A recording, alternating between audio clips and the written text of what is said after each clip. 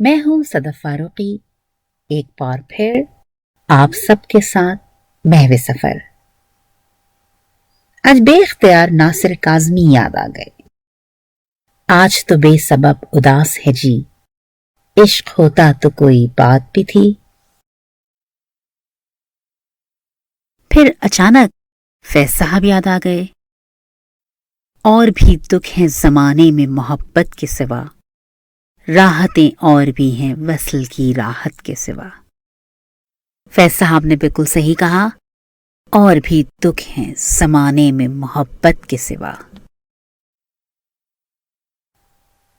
واقعی آج پوری دنیا ایک افسوس میں مبتلا ہے، ایک خوف میں، ایک انجانا سا خوف، کووڈ-19 کا خوف۔ وبائیں، جنگیں، قحط اور خشک سالی، یہ سب انسان نے بارہا دیکھی۔ مشکلات انسان کو بہت کچھ سکھا کر جاتی ہیں، لیکن سوال یہ ہے کہ کیا واقعی ہم ان سب مشکلات سے، ان وباؤں سے، ان جنگوں سے کیا کچھ سیکھتے ہیں، یا پھر ان کو تاریخ کا حصہ سمجھ کر بھلا دیتے ہیں اور اپنے حال میں مگن ہو کر مستقبل کے سپنے بنتے رہتے ہیں۔ آج اس پینڈیمک نے پوری دنیا کو ایک جگہ جمع کر دیا ہے۔ سوال یہ ہے کہ کیا ہم بغیر کسی مشکل کے یا مصیبت کے ایک جگہ جمع نہیں ہو سکتے؟ یہ تو خیر سوچنے کی بات ہے، لیکن جس خوف سے ہم سب گزر رہے ہیں، اتنا جانتے ہیں کہ جیسے اچھے دن پلک جھپکتے میں گزر جاتے ہیں، برے دن بھی گزر جائیں گے۔ قدرت کا اپنا ایک نظام ہے اور اس کا نظام چل رہا ہے۔ بے مقصد دوڑتی بھاگتی زندگی ذرا دیر کو ٹھہری ہے۔ آپ بھی ٹھہریے اور خود سے ملیے۔ آپ بہت سے لوگوں سے اچھے ہیں، خود سے مل کر یقیناً آپ کو بہت خوشی ہوگی۔ خود سے ملیے اور دیکھیے، اپنا محاسبہ کیجیے۔ زندگی آج بھی خوبصورت ہے، اس کی خوبصورتیوں پر نظر کیجیے۔ ذرا سوچیے، آپ کو خود سے ملے کتنا عرصہ ہو چکا ہے؟ چلیے آج ہم بات کرتے ہیں آپ کی اور اپنی، یعنی کہ عام لوگوں کی، عوام کی شاعری۔ عوامی شاعری ہوتی کیا ہے؟ عوامی شاعری ان کی جو رسمیں ہوتی ہیں وہ عوام کے درمیان ہی پروان چڑھتی ہیں، اور وہ پشت در پشت یادداشتوں کی مدد سے شامل ہوتی رہتی ہیں، اور ان کا تخلیق کا اکثر کوئی شاعر اور ادیب نہیں ہوتا، اور نہ ہی ان کے پاس کوئی تحریری کارنامہ موجود رہتا ہے۔ صرف ان کے دل سے بے ساختہ نکلے ہوئے جذبات ہی ان کی اپنی زبان بن جاتے ہیں۔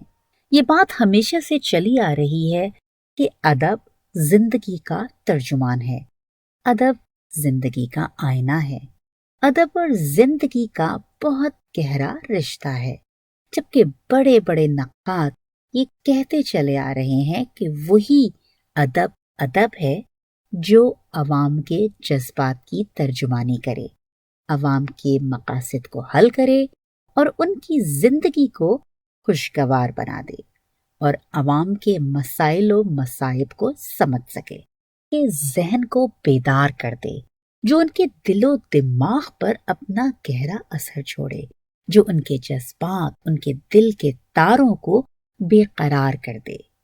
کہیں عوام کے روٹی کپڑے کے مسائل تو کہیں خواص کے ناز و نخرے۔ غرض کے عوام و خواص کی یہ طبقاتی کشمکش اور مادی تضاد و تصادم، یہی عوامی شاعری ہے، اور یہ کام سب سے زیادہ خوبصورتی سے نذیر اکبر آبادی نے سر انجام دیا۔ نذیر اکبر آبادی کی شاعری ہر جگہ عوامی شاعری کے حوالے سے بہت مقبول ہے۔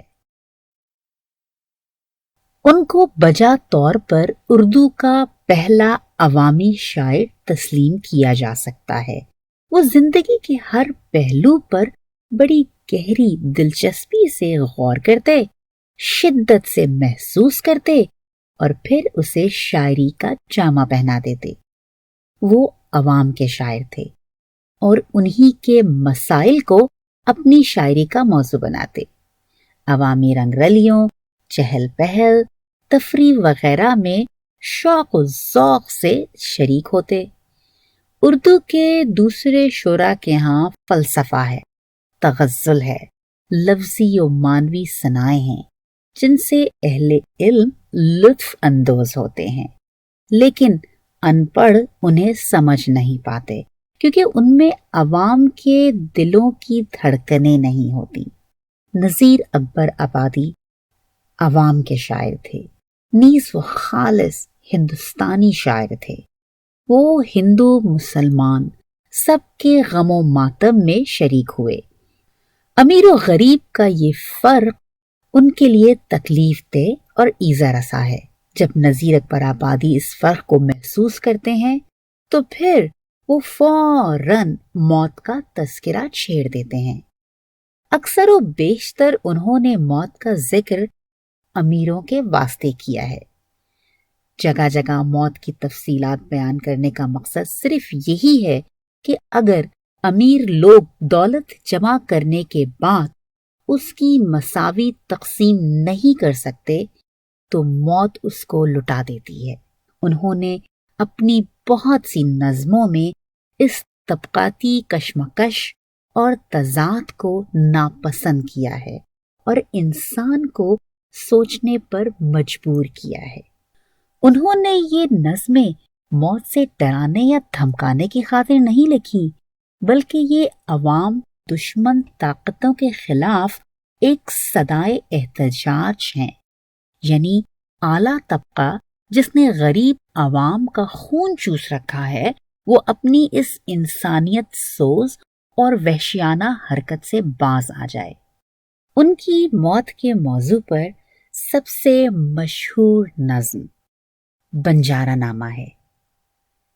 اس کا لہجہ عبرت آموز ہے، فضا نہایت سوگوار اور اداس ہے۔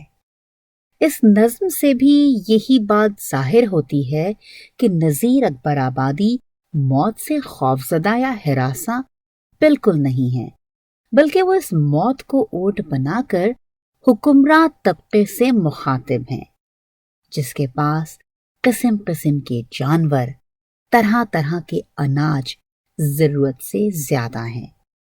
اس طبقے کے پاس ہر چیز بافراد ہے۔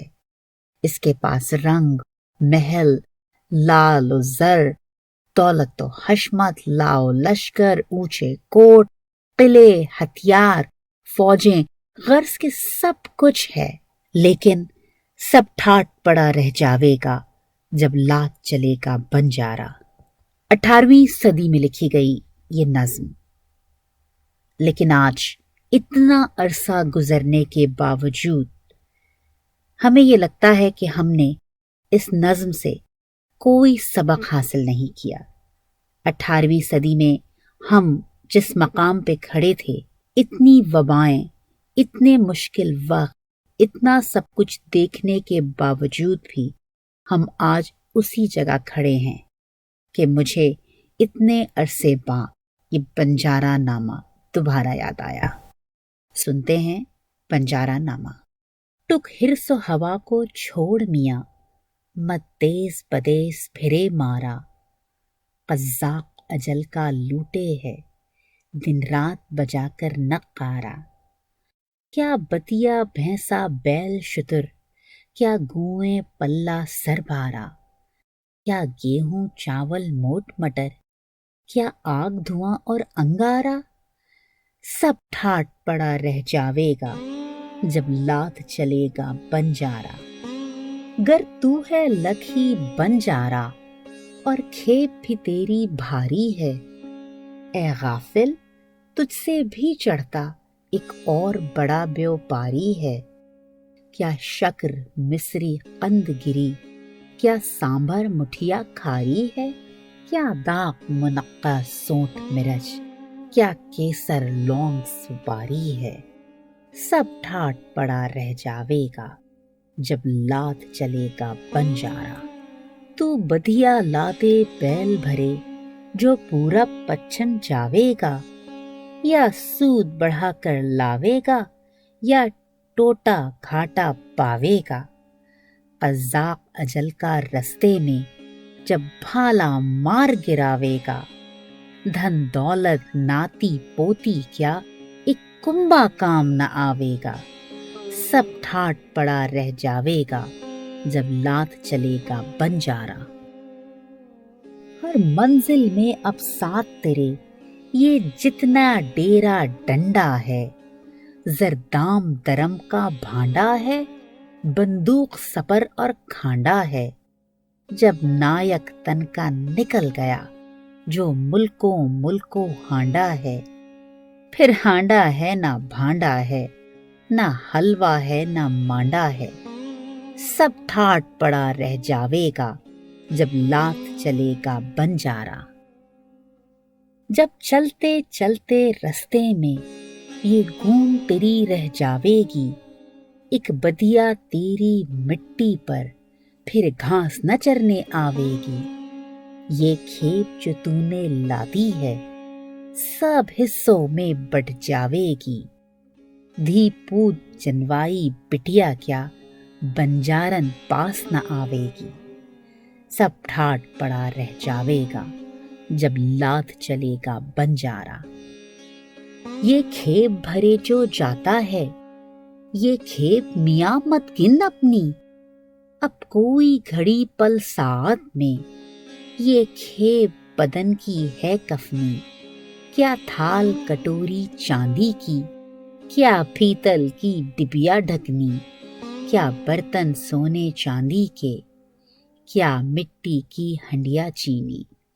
سب ٹھاٹ پڑا رہ جاوے گا جب لات چلے گا بنجارا۔ یہ دھوم دھڑک کا ساتھ لیے کیوں پھرتا ہے جنگل جنگل؟ یہ دھوم دھڑک کا ساتھ لیے کیوں پھرتا ہے جنگل جنگل؟ ایک دن کا ساتھ نہ جاوے گا موقوف ہوا جب ان اور جل۔ گھر بار اٹاری چوپاری کیا خاصا نین سکھ اور ململ۔ چلون پردے فرش نئے کیا لال پلنگ اور رنگ محل۔ سب ٹھاٹ پڑا رہ جاوے گا جب لات چلے گا بنجارا۔ کچھ کام نہ آوے گا تیرے یہ لال زمرد سیم و زر، جب پونجی باٹ میں بکھرے گی ہر آن بنے گی جاں اوپر۔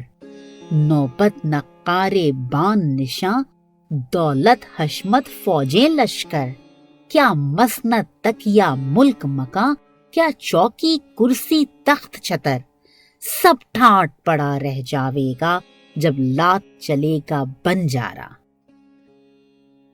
کیوں جی پر بوجھ اٹھاتا ہے ان گونوں بھاری بھاری کے، جب موت کا ڈیرا آن پڑا پھر دونے ہیں بیوپاری کے۔ کیا ساز جڑاؤ زر زیور، کیا گوٹے تھان کناری کے، کیا گھوڑے زین سنہری کے، کیا ہاتھی لال اماری کے۔ سب ٹھاٹ پڑا رہ جاوے گا جب لات چلے گا بنجارا۔ مغرور نہ ہو تلواروں پر مت پھول بھروسے ڈھالوں کے۔ مغرور نہ ہو تلواروں پر مت پھول بھروسے ڈھالوں کے۔ سب پٹا توڑ کے بھاگیں گے منہ دیکھ اجل کے بھالوں کے۔ کیا ڈبے موتی ہیروں کے، کیا ڈھیر خزانے مالوں کے، کیا بخچے تاج مشجر کے، کیا تختے شال دشالوں کے۔ سب ٹھاٹ پڑا رہ جاوے گا جب لات چلے گا بنجارا۔ کیا سخت مکاں بنواتا ہے خم تیرے تن کا ہے پولا۔ کیا سخت مکاں بنواتا ہے خم تیرے تن کا ہے پولا۔ تو اونچے کوٹ اٹھاتا ہے وہاں گور گھڑے نے منہ کھولا، کیا رینی خندق رند بڑے، کیا برج کنگورا انمولا، گڑکوٹ رکیلا توپ قلعہ، کیا شیشہ دارو اور گولا، سب ٹھاٹ پڑا رہ جاوے گا جب لات چلے گا بنجارا۔ ہر آن نفع اور ٹوٹے میں کیوں مرتا پھرتا ہے بن بن، ٹک غافل دل میں سوچ ذرا، ہے ساتھ لگا تیرے دشمن، کیا لونڈی باندھی دائی دوا، کیا بندہ چیلا نیک چلن، کیا مندر مسجد تال کنواں، کیا کھیتی باڑی پھول چمن، سب ٹھاٹ پڑا رہ جاوے گا جب لات چلے گا بنجارا۔ جب مرگ پھرا کر چابک کو یہ بیل بدن کا ہانکے گا، جب مرگ پھرا کر چابک کو یہ بیل بدن کا ہانکے گا، کوئی ناج سمیٹے گا تیرا، کوئی گون سیے اور ٹانکے گا، ہو ڈھیر اکیلا جنگل میں تو خاک لہد کی پھانکے گا، ہو ڈھیر اکیلا جنگل میں تو خاک لہد کی پھانکے گا، اس جنگل میں پھر آہ نذیر ایک تنکا آن نہ جھانکے گا، سب ٹھاٹ پڑا رہ جاوے گا جب لات چلے گا بنجارا۔